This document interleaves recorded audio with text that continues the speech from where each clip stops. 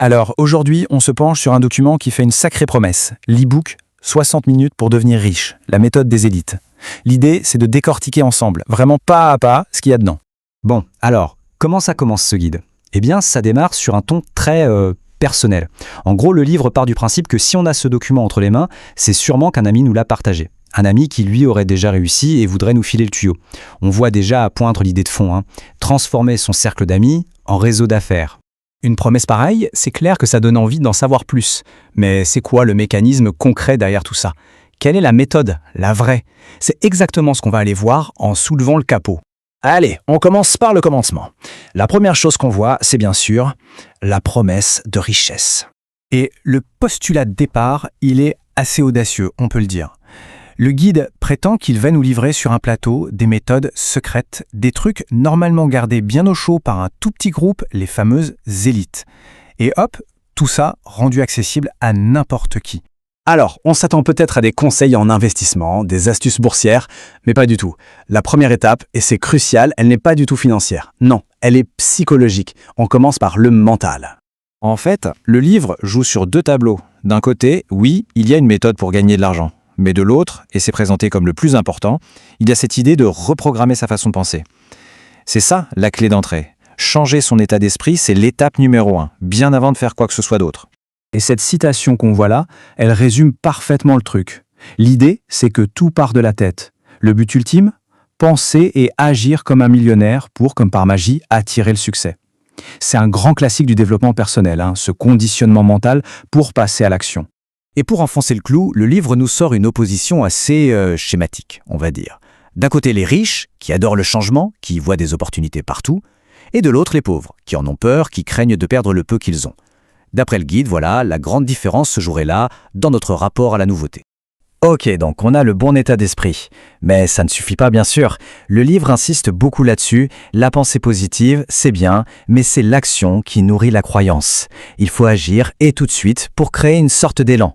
L'idée, c'est de se prouver à soi-même que oui, c'est possible. Chaque petit pas renforce la croyance.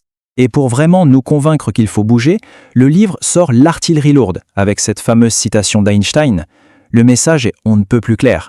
Si on continue de faire la même chose, on aura toujours les mêmes résultats.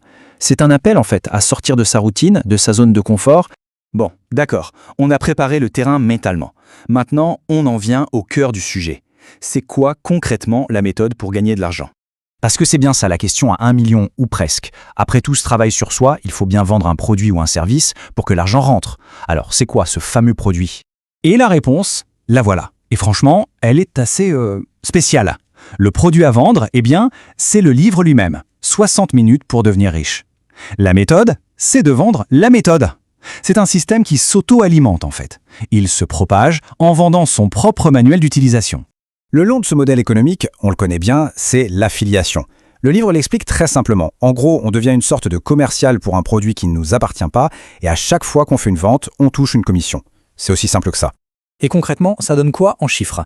C'est très clair. Le livre coûte 29 €. Sur chaque vente, on empoche 14,50 €. Pile la moitié, 50%. C'est simple, c'est net, et c'est sans doute ça qui fait une partie de son attrait. Ok, donc on a le produit, on a la commission. Maintenant, la question c'est à qui on le vend? Comment on trouve les premiers clients? Et la réponse est en cette phrase. Les riches ne cherchent pas d'affaires, ils utilisent leur propre réseau. C'est vraiment le pivot de toute la stratégie. Pas la peine d'aller chercher des inconnus, non. Le livre dit de commencer par ce qu'on a déjà, ses propres relations. Et ce petit schéma, là, il l'illustre parfaitement. La stratégie est d'une simplicité désarmante. On se fixe un objectif de 10 personnes, mais pas n'importe qui, des gens de notre entourage très proche. La famille, les amis, les collègues, c'est ce premier cercle qui va former la fondation de tout le business. Là, on touche au point le plus sensible, le plus délicat sans doute. Vendre un truc à ses potes, à sa famille, ce n'est pas forcément évident. Et le livre le sait bien, il anticipe complètement cette gêne. L'argumentaire est tout trouvé. Ce n'est pas de l'exploitation, non, c'est une relation gagnant-gagnant. On ne vend pas un produit, on offre une opportunité. C'est la justification qui est censée faire sauter tous les verrous psychologiques. Très bien, on a vu le démarrage. Mais ce n'est que la première étape. Maintenant, on va regarder la dernière couche de la stratégie. Le plan sur le long terme. Et c'est là que les promesses de gains deviennent vraiment intéressantes. En fait, le système n'est pas du tout basé sur une vente unique. L'idée, c'est d'utiliser une technique de marketing très connue qu'on appelle la montée en gamme ou l'upselling. En clair, on va continuer à vendre d'autres produits, de plus en plus chers, au même groupe de personnes. Et voilà comment ça se décompose. On voit bien cette échelle là avec ses 5 niveaux. On commence avec un gain cumulé de 145 € pour le premier niveau, et ça grimpe, jusqu'à un potentiel de plus de 7 600 € au niveau 5. Bien sûr, tout le modèle repose sur une hypothèse, que les 10 mêmes personnes achètent à chaque fois le nouveau produit qui est de plus en plus cher. Et quand on additionne tout ça, sur la première année, le modèle théorique du livre arrive à ce chiffre. Près de 50 000 €. 49 553 € pour être exact. C'est ça le chiffre final, la promesse ultime qui est censée motiver tout le reste. Et tout ce décryptage nous ramène à une question de fond, une question essentielle.